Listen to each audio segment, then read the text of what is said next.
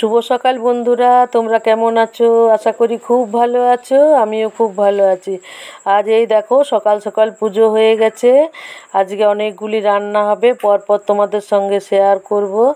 এই যে মেয়ে আলু নিয়ে নিয়েছে, আলু ছুলে কুকারে সেদ্ধ হতে দিয়ে দিয়েছে। আজকে মেয়ে চপ বানাবে। আলুগুলো সেদ্ধ হয়ে গেছে, আমি বের করে আর একটু ম্যাশ করে রেখে দিচ্ছি। তারপর পরে ও মশলা দিয়ে কষে নেবে। ততক্ষণ অন্যান্য যেসব কাজগুলো আছে সেগুলো করে নিই। আজকে বেশ কয়েকটাই রান্না হবে, পরপর শেয়ার করব যতটা পারবো। আজকে ছোট মাছ নিয়ে এসছে, চিংড়ি মাছ আনতে বাজারে গিয়েছিল কিন্তু পায়নি, তাই ছোট মাছ নিয়ে এসছে। আর এদিকে রুই মাছও নিয়ে এসছে। ছোট মাছটা ধুয়ে পরিষ্কার করে নুন হলুদ মাখিয়ে দিলাম, আর রুই মাছটাও ধুয়ে নুন হলুদ মাখিয়ে দিলাম। আজকে লাউ দিয়ে ছোট মাছ খাবে। চিংড়ি মাছ দিয়ে করবো ভেবেছিলাম, কিন্তু চিংড়ি মাছ বাজারে পেল না, তাই দুধের স্বাদ ঘোলে মেটানো হবে।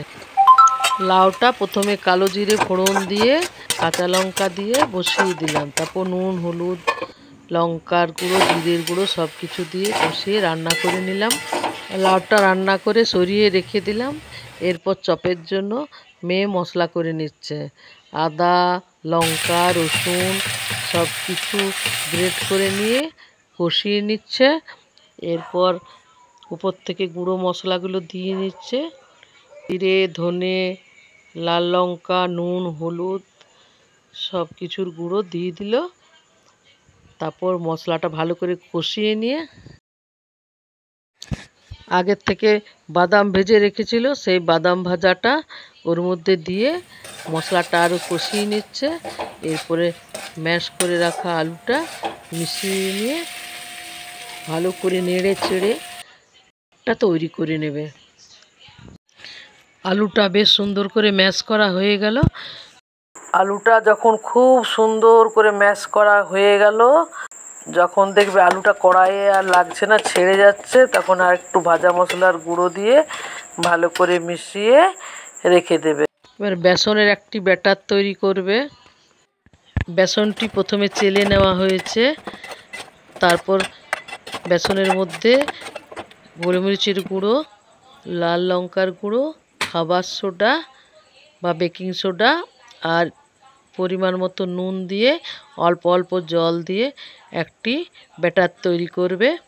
এমন একটি ব্যাটার যা খুব পাতলা হবে না আর মোটা হবে না। এরপরে আমি বেসনটা সরিয়ে রেখে মাছটা রান্না করে নিচ্ছি। আজকে রুই মাছটা ভাবলাম ভাজবো না, কাঁচা মাছটা ভাপিয়ে রান্না করব। সেজন্য পোস্ত বাটা নিলাম, কাঁচা সর্ষের তেল নিলাম,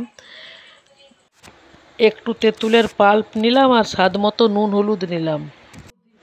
তেঁতুলের পাল্প নিয়েছি বলে একটু চিনিও নিলাম, যাতে টক মিষ্টি স্বাদটা ব্যালেন্স থাকে।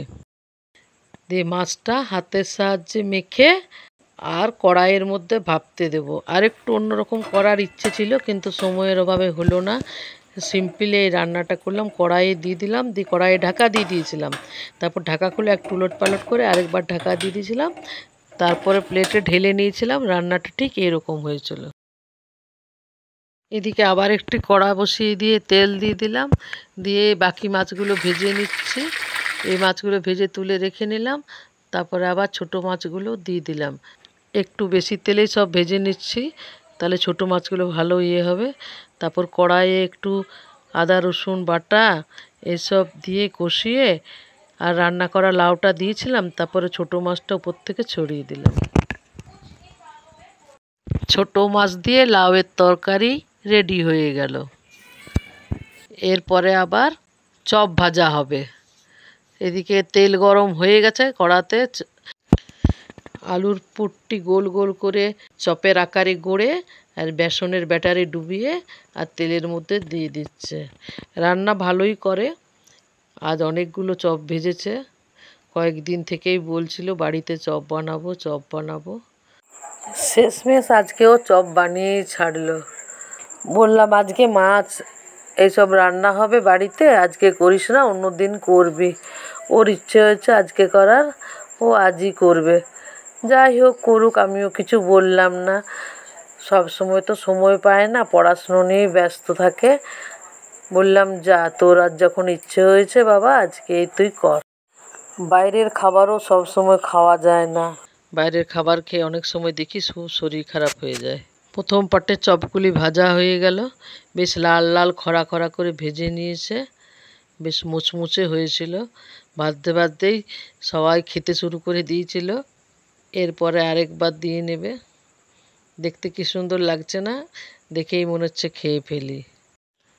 আজকে অনেকগুলি রান্না করে দেখালাম, কেমন লাগছে রান্না কমেন্ট করে জানাবে। এইভাবে সব চপগুলি পরপর দিয়ে ভেজে নিল, বেশ অনেকগুলোই চপ হয়েছে। এবারে মাছটা রান্না করে নেবে।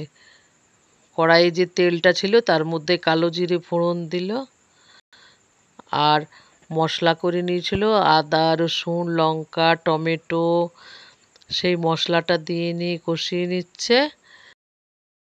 এবার গুঁড়ো মশলাগুলো দিয়ে দেবে, নুন হলুদ লঙ্কার গুঁড়ো জিরের গুঁড়ো সব পরিমাণ মতো দিয়ে দেবে।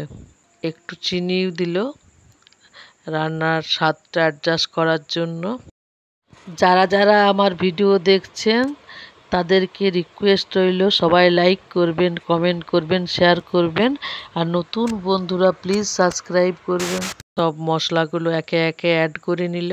আবার একটু মশলাটা কষিয়ে নিয়ে আবার একটু ভালো করে নাড়াচাড়া করে যখন দেখবে তেল বেরিয়ে এসছে তখন আর একটু জল অ্যাড করবে, দিয়ে আর একটু ভালো করে কষিয়ে নেবে। তারপর মাছগুলো দিয়ে দেবে।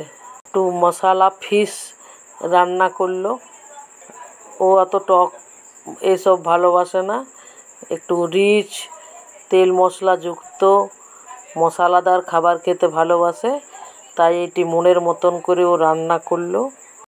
ঝাল ঝাল মশলাদার মনের মতন করে মশলা ফিশ কারি রান্নাটি করে নিল।